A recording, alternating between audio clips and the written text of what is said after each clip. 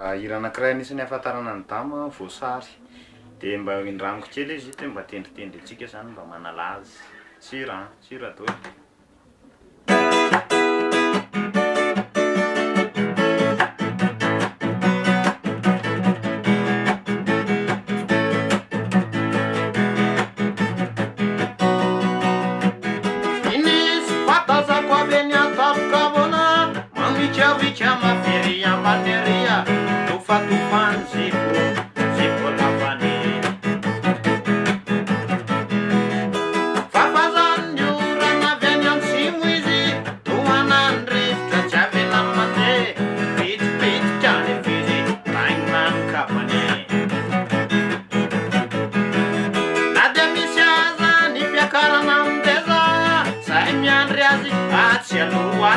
Mavitrovitry izy amangalay manarany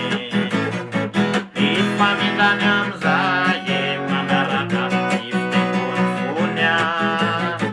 ifamindany amizay manaraka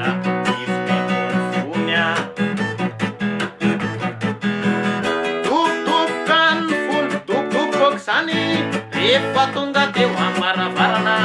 nandondona indro izy rehefa tsisy namaly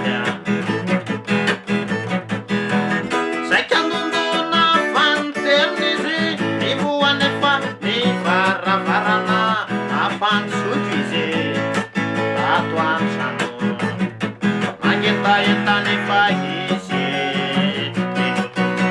voasary mangetaentany fahisy voasary somaro gagany afizy nijerylay voasary efa vita fofo nomeko azy nanontany aizy nakaizany eony